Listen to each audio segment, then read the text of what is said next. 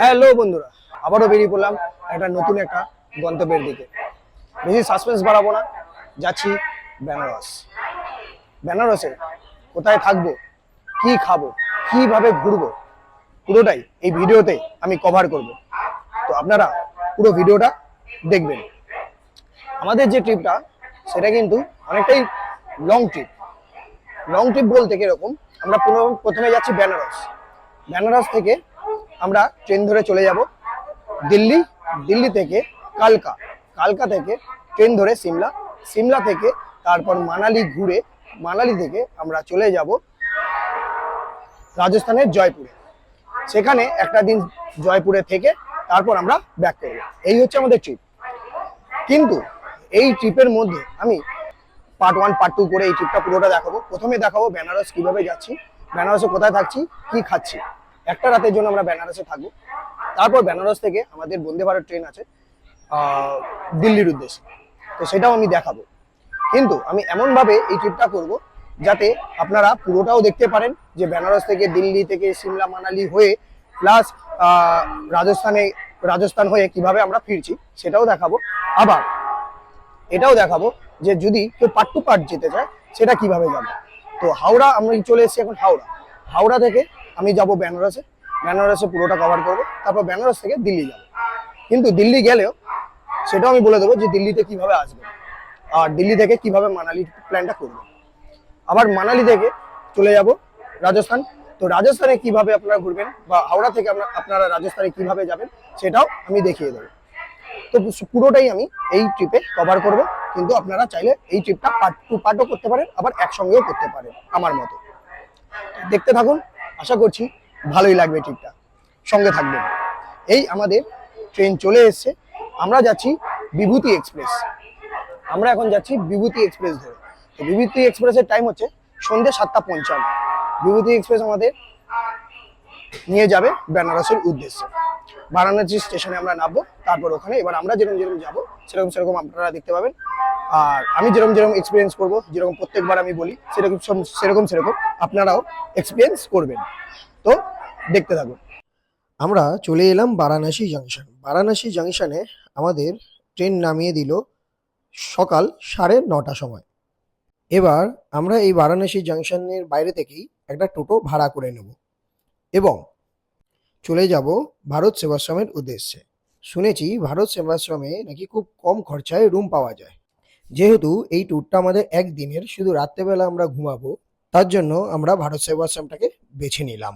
তো আমরা বারাণসী জাংশন থেকে বেরিয়ে বাইরেই টোটো পেয়ে গেছি। আমরা যাচ্ছি ভারত সেবাশ্রমে। ভারত সেবাশ্রমে এখান থেকে যেতে বলছে 4 কিলোমিটার, তো 150 টাকা নিচ্ছে টোটোওয়ালা। তো আমরা যেহেতু 4 জন আছে, সেটা 4 জনে ডিভাইড হয়ে যাবে, সেটা বুঝতেই পারছেন। আর একা আসলে আপনার একাই 150 টাকা মতো লাগবে। আমাদের টোটোওয়ালা ঠিক এই জায়গাটাতে নামিয়ে দিলেন এবং এই জায়গা থেকে এই দিকটা চলে যাচ্ছে গদলিয়া চকের দিকে। আর এখান থেকে ঠিক উল্টো দিকেই, ঠিক এই যে দেখছেন, এখান থেকে ঠিক উল্টো দিকেই এই গলিটা দিয়ে ঢুকেই আমাদের কিন্তু হোটেলটা। তো চলুন যাওয়া যাক। এই যে এই রাস্তাটা দিয়ে ঢুকে এসে এই হচ্ছে সামনে আমাদের হোটেল। এই হোটেলটা আমরা নিয়েছি। আমরা যে হোটেলটাতে এসে নেমেছি, আমাদের টোটোওয়ালা নামিয়ে দিলেন একদম কাশী বিশ্বনাথ মন্দিরের কাছে। এখানে পায়ে হেঁটে কাশী বিশ্বনাথ মন্দির 5 মিনিট থেকে 6 মিনিট। ঠিক আছে, আমরা রয়েছি এখন গদলিয়া চকের সামনে। গদলিয়া চক এখানে খুব ফেমাস জায়গা। গদলিয়া চকে আশেপাশে যদি এসে থাকেন তাহলে কাশী বিশ্বনাথ মন্দির একটুখানি। আমরা ভেবেছিলাম যে আমরা ভারত সেবাশ্রমে থাকবো, কিন্তু সত্যি কথা বলতে আমরা খুব ভুক্তভোগী। আমাদের মতো করে আসবেন না, আমরা নিজেরাই এসে ভুগছি আর কি। ভারত সেবাশ্রমে যদি থাকার হয়, কম খরচার মধ্যে যদি থাকার হয় ভারত সেবাশ্রমে, তাহলে কিন্তু অনলাইন বুকিং করে আসাটাই ভালো।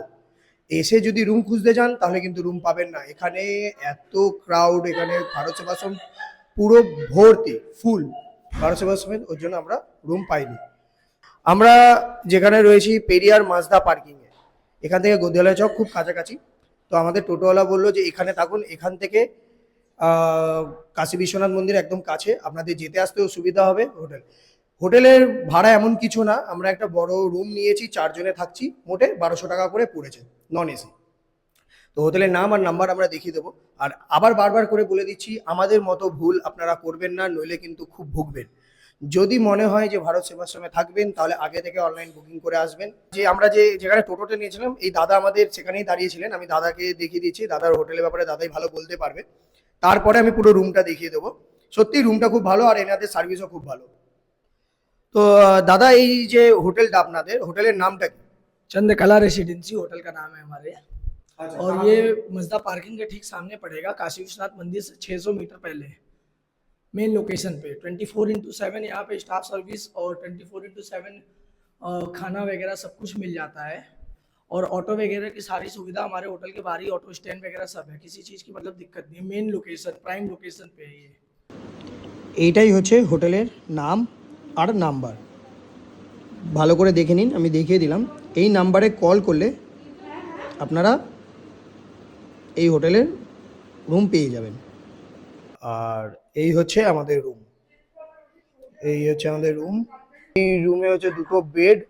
আমরা যেহেতু শুধু রাত্রেবেলাটাই থাকবো, সকাল 4:30 5টার সময় আমরা এই হোটেল ছেড়ে বেরিয়ে যাবো, ওই জন্য আমরা একটাই রুম নিয়েছি। 1200 টাকা পড়েছে আমাদের। এই দুটো রুম ঝা চকচকে রুম দিয়েছে। এখানে একটা টিভি আছে, এখানে একটা আলমারি মতো রয়েছে। আর এই হচ্ছে বাথরুম। বাথরুমটা কিন্তু খুবই সুন্দর, পুরো ঝা চকচকে বাথরুম। গিজারেরও ব্যবস্থা রয়েছে, যদি শীতকালে আসেন গিজার লাগবে অতি অবশ্যই। এইখানে একটা ছোট বালকনি রয়েছে। এখানে হচ্ছে এসি। তো রুমটা কিন্তু খুবই ভালো, আর এনাদের সার্ভিসও আমি তো দেখলাম খুবই ভালো। এনারা বলছেন আপনি যদি স্টেশনেও আসেন, এসে এনারাই ওখান থেকে পিক আপ করবেন, করে আপনাকে আবার যখন আপনি এখান থেকে চেক আউট করবেন, এনারাই আবার আপনাকে আপনাদের স্টেশনে ড্রপ করে দেবে। তো কোনো চিন্তা করতে হবে না, চোখ বন্ধ করে আসবেন, বারাণসী জাংশন নামবেন, এনাদের কল করবেন, এনারাই আপনাকে পিক আপ অ্যান্ড ড্রপ করে দেবে। তো আমরা এই হোটেলে এখন কিছুক্ষণ থাকবো, ফ্রেশ ট্রেশ হবো, তারপর যাব মন্দিরের কাছে এবং পুরো বেনারসটা ঘুরে দেখব। তো সঙ্গে থাকবেন, দেখতে থাকুন বেনারস আর কি কি দেখার আছে, কি খাচ্ছি, কত খরচা পড়ছে সেটা। আর এই যে রুমটা আমরা মোটে 1200 টাকায় নিয়েছি, যেহেতু 4 জন আছি, তো আমাদের 300 টাকা করে পার হেড পড়েছে এই রুমটা। আপনার সিঙ্গেল আসলে 1200 টাকা, আর যদি 4 জন আসেন তাহলে 300 টাকা করে। আমরা ফ্রেশ ট্রেশ হয়ে বেরিয়ে পড়লাম, যাচ্ছি গদলিয়া চকের দিকে। একটু দুপুরের লাঞ্চ করতে বেরিয়েছি আমরা। আমাদের হোটেলে পৌঁছাতে পৌঁছাতেই 12টা বেজে গেছে। তো আমরা হোটেলে ফ্রেশ ট্রেশ হয়ে একেবারে সকালে ব্রেকফাস্ট না করে আমরা বেরিয়ে পড়লাম হচ্ছে লাঞ্চের উদ্দেশ্যে। তো দেখি কোথায় লাঞ্চ করি, লাঞ্চের সন্ধানে বেরিয়েছি। তো যাচ্ছি হচ্ছে আমরা গাদলিয়া চকের দিকে। আর দেখতে দেখতে দেখতে দেখতে যদি হয় তো কাশী বিশ্বনাথ মন্দিরের দিকেও যাব খাবার খুঁজতে খুঁজতে। আর যদি না যাই তাহলে আমরা লাঞ্চ করে আবার হোটেলে ফেরত যাব এখন, কারণ এখন খুব রোদ, এখানে গরম। তো আবার বিকেলবেলা আমরা বেরাবো, বেরিয়ে তারপর যাব কাশী বিশ্বনাথ মন্দির। যত ঘাট আছে এখানে সেইগুলো দেখবো, নৌকোতে ঘুরবো, সব কিছু। তো আগে কোথায় লাঞ্চ করছি দেখিয়ে দেবো। আমরা টোটো থেকে নেমেছিলাম ওখানটায়, আর ওখান থেকে ওই গলিটার মধ্যে হচ্ছে আমাদের হোটেল। আর ঠিক ওই জায়গাটা থেকে একটু এদিকে হেঁটে আসলে এই দিকটা হচ্ছে গদলিয়া চক, এই যে গদলিয়া চক।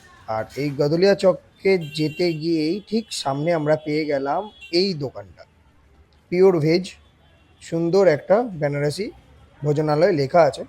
আমরা এর ভেতরে ঢুকবো।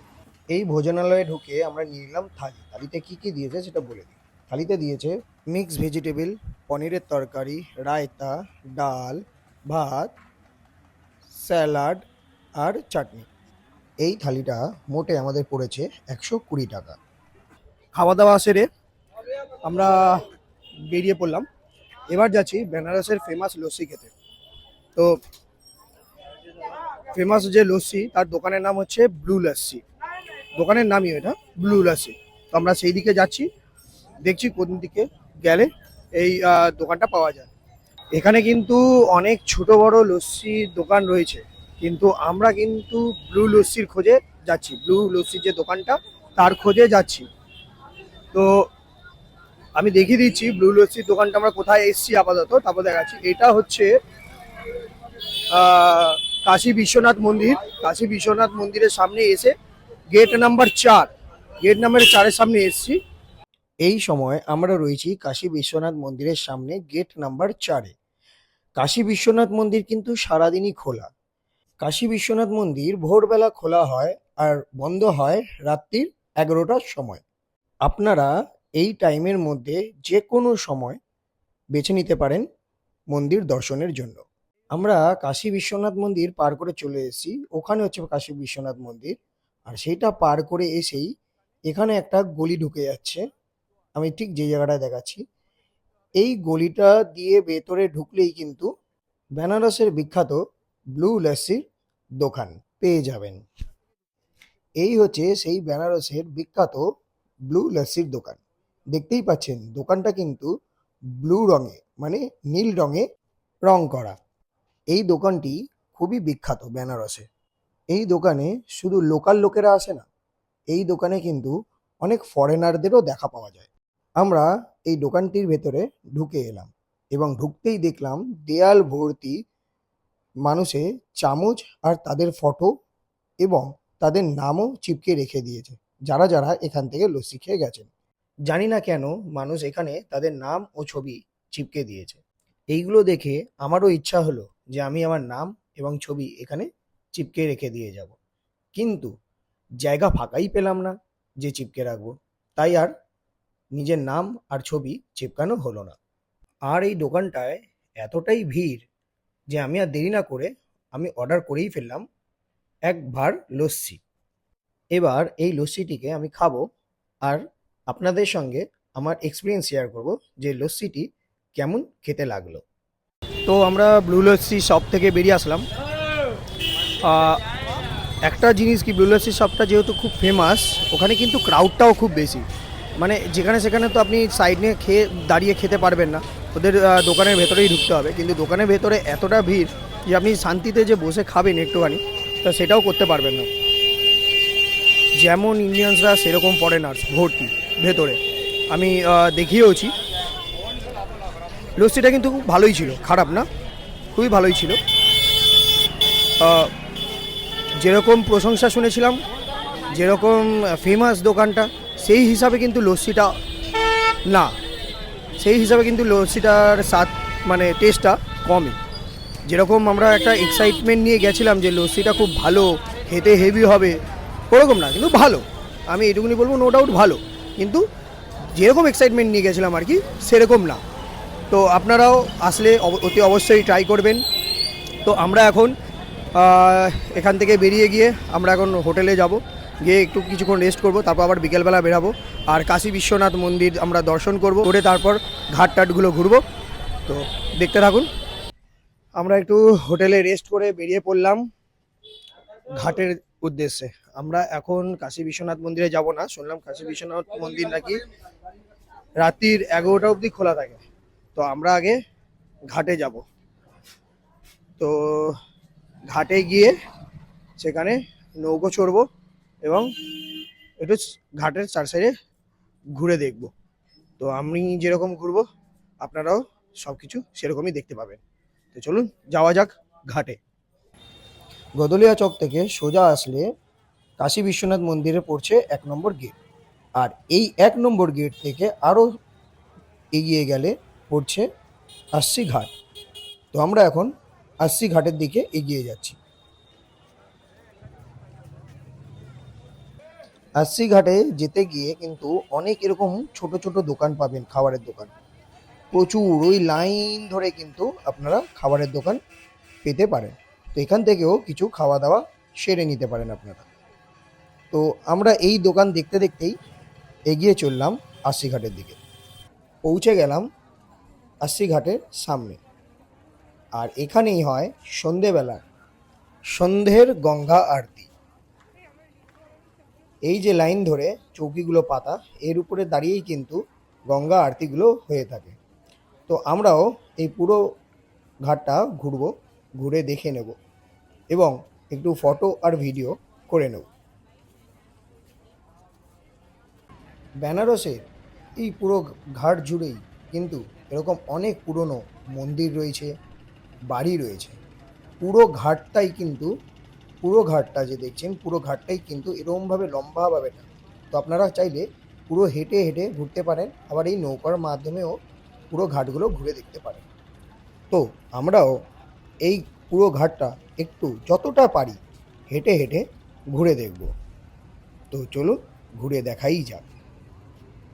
বেনারসের এই অপরূপ সৌন্দর্য কিন্তু আপনাদের মন পুরো মুগ্ধ করে দেবে। আমরা একদিনের জন্য এলেও আমরা কিন্তু খুব মজাই করছি। তো বেনারস কিন্তু একদিনের জন্য যদি আপনারা প্ল্যান করে থাকেন তাহলেও কিন্তু ভালোই মজা করবেন। তো অতি অবশ্যই বেনারস কিন্তু আসতেই হবে। আমরা ছিলাম ওই ঘাটের উপরে। এবার আমরা নেমে এই নৌকা দিয়ে উঠে এই নৌকাটায় কিন্তু আমরা উঠব। এই নৌকাটায় ওঠার কারণ হচ্ছে আমরা এই নৌকার মধ্যেই বসে সন্ধ্যের গঙ্গা আরতিটা দেখব। আর চার সাইডে এই পুরো গঙ্গাটাকে আমরা ঘুরে দেখব এই নৌকাটার মধ্যে করেই। প্রথমে আমরা দেখব গঙ্গা আরতি, তারপরে এই নৌকা করেই আমরা পুরো গঙ্গাটা ঘুরব এবং বেনারসের পুরো ঘাট ঘুরে দেখব। আমরাও সিট পেয়ে গেছি, একদম সামনের সিট। এই সিটের মোট ভাড়া নিয়েছে আমাদের কাছ থেকে মোটে 100 টাকা। এই যে সামনেই দেখছেন এই জায়গাটাতেই হবে পুরো গঙ্গা আরতি, আর আমরা এই জায়গাতে বসেই দেখব হচ্ছে পুরো গঙ্গা আরতিটা। তো চলুন দেখতে থাকুন গঙ্গা আরতি। শুরু হয়ে গেল বেনারসের বিখ্যাত গঙ্গা আরতি। এই যে সামনে দেখছেন এখানে কিন্তু গঙ্গা আরতিটা হচ্ছে, সব পণ্ডিতরা এসছেন। আর এখানে কিন্তু ভিড়টা দেখুন, শুধু কত ভিড়, সবাই কিন্তু ওরকম নৌকো ভাড়া করে বসে আছে। আবার কেউ কেউ এই যে সামনে যে জায়গাটায় দেখছেন যারা বসে আছে এগুলো কিন্তু ফ্রিতে, এখানেও বসে আপনারা পুরো গঙ্গা আরতিটা দেখতে পারেন। তো আমি আর বেশি কিছু বলবো না, গঙ্গা আরতিটা দেখুন।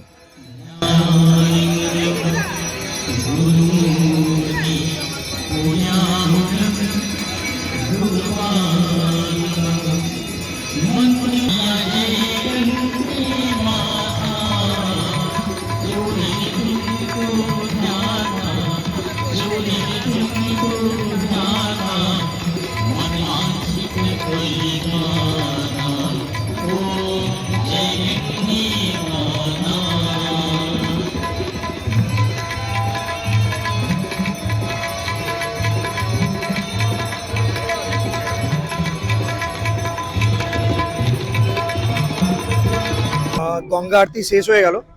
আমরা এবার যে বোটে বসেছিলাম গঙ্গা আরতি দেখতে, সেই বোটে করেই আমরা চলে যাচ্ছি 40টা ঘাট দেখতে। তো এই বোটে করেই আমাদের পুরো ঘুরিয়ে দেখানো হবে, তার মধ্যে মণিকর্ণিকা ঘাটও আমাদের দেখাবে। তো চলুন 40টা বেনারসের যে ফেমাস 40টা ঘাট সেটা আমরা ঘুরে দেখে নিই। এই বোটে যে এই যে ঘোরাচ্ছে 40টা ঘাট মোটে 100 টাকা করে নিচ্ছে, পার হেড 100 টাকা করে। তো চলুন, খুব সুন্দর লাগছে এই সন্ধ্যেবেলার বেনারস। খালি চোখে যদি না দেখেন তাহলে বুঝতে পারবেন না যে কত সুন্দরই না লাগছে এই বেনারস খালি চোখে। তো দেখতে থাকুন, আমি যতটা পারবো দেখাচ্ছি, দেখানোর চেষ্টা করছি। দেখুন,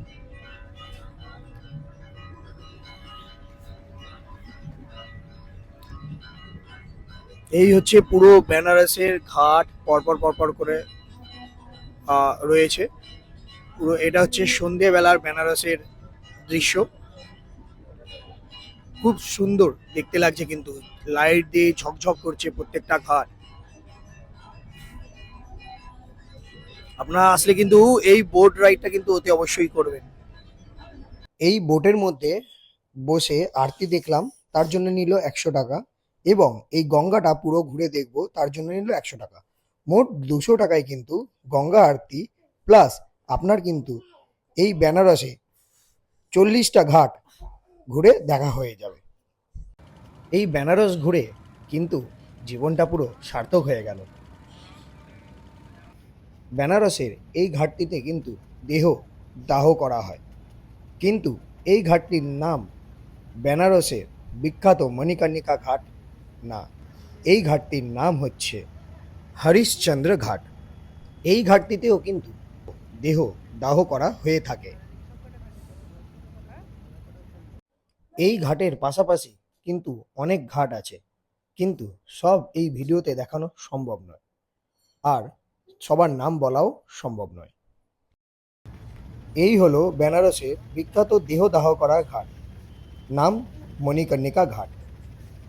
এই মণিকর্ণিকা ঘাটের ব্যাপারে জানতে হলে আপনাদের আলাদা করে গুগলে একটু সার্চ মেরে দেখে নিতে হবে। এর পুরো হিস্ট্রি আপনারা কিন্তু সেই গুগল থেকে দেখতে পেয়ে যাবেন।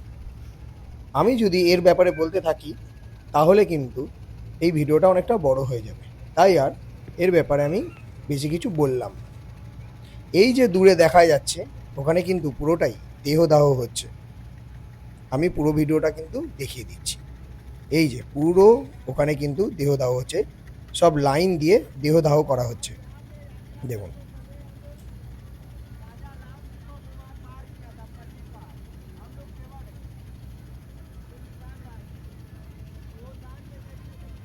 আর এই মণিকর্ণিকা ঘাটের পাশেই রয়েছে কাশী বিশ্বনাথ মন্দিরের গেট, যেটি একদম নদীর ধারেই অবস্থিত। কি অপরূপ দেখতে লাগছে, আপনারা খালি চোখে না দেখলে বুঝতেই পারবেন না কত সুন্দরী না দেখতে লাগছে। আমরা এই নেমে গেলাম, যেই ঘাট থেকে উঠেছিলাম সেই ঘাটে আবার আমাদেরকে নামিয়ে দিল।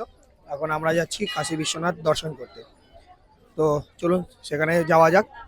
আর কাশী বিশ্বনাথে আর একটা জিনিস হচ্ছে, কাশী বিশ্বনাথে কিন্তু ভেতরে কোনো গ্যাজেটস, ফোন, তারপর হচ্ছে পার্স অ্যালাউ নেই। তো এই আমাকে সব কিছু সেখানেই জমা রেখেই যেতে হবে, এবং আপনারা আসলে আপনাদেরও সব কিছু জমা রেখেই তারপরেই কিন্তু ওর ভেতরে ঢুকতে হবে। তো আমি হয়তো ভেতরে আর দেখাতে পারবো না, তো চলুন যতটা পারছি দেখাচ্ছি। ঘাট থেকে উঠেই কাশী বিশ্বনাথ মন্দিরের দিকে যাওয়ার পথে কিন্তু এই দৃশ্যটা দেখতে পেলাম। এখানে বাচ্চাদের একটা ছোট পার্ক আছে, যেখানে বাচ্চাদের নানান রকম অ্যাক্টিভিটি বাচ্চারা করছে। এই দেখে আমরা আরও এগিয়ে গেলাম কাশী বিশ্বনাথ মন্দিরের 1 নম্বরের গেটের কাছে। মন্দিরের পাশেও এরকম কিন্তু খাবারের দোকান প্রচুর আছে। আর এই হচ্ছে 1 নম্বর গেট কাশী বিশ্বনাথে। আর এই গেটের ভেতর থেকেই আমরা প্রবেশ করলাম।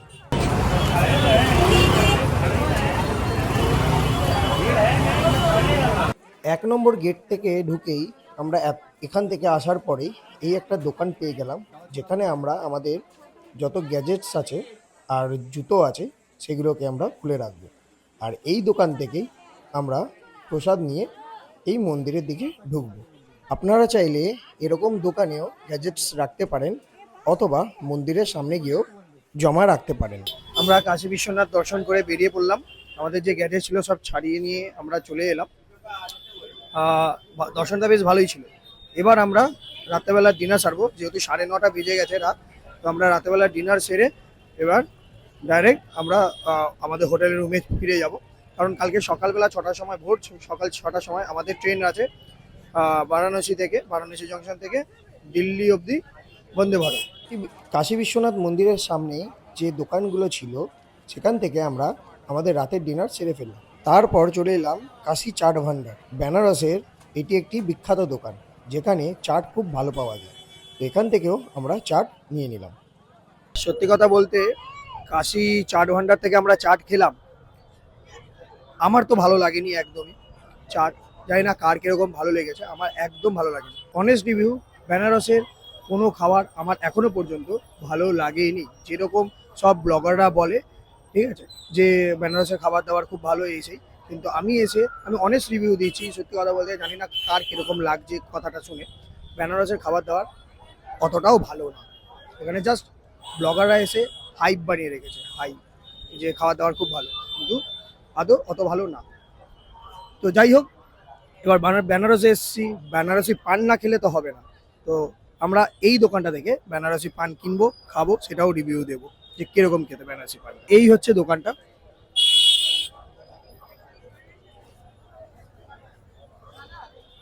কুবের পান ভান্ডার, দেখতে পাচ্ছেন হয়তো। তো এই কুবের পান ভান্ডার থেকে আমরা পান কিনছি, পান খেয়ে দেখবো কিরকম খেতে। তো এটারও রিভিউ আমি দেবো কেমন খেতে। শুনেছি বেনারসের পানটা নাকি খুব ভালো খেতে, সবার মুখে যা প্রশংসা, এখানে আশেপাশে লোকও সবাই বলছে। তো শুনেছি পানটা নাকি খুব ভালো খেতে, মুখে দিলেই নাকি গলে যাচ্ছে। তো সেটা খেয়ে আমি রিভিউ দিচ্ছি কিরকম। বেনারসি পান নিয়ে আমরা হোটেল রুমে চলে এলাম। এই হচ্ছে পানটা। এই পানটার দাম নিয়েছে মোটে 50 টাকা। ঝটপট এবার এই পানটা আমি খেয়ে নিই। বেনারসি যে পানটা খেতে কিন্তু হেভি। বেনারসে এই একটা জিনিস যেটা নাম শুনেছিলাম সেটা কিন্তু সত্যি খুব ভালো খেতে। তো যাই হোক, বেনারসের একটা ভালো খাবার একটা আমি মনে করলাম যে হ্যাঁ খেয়ে গেলাম ভালো কিছু।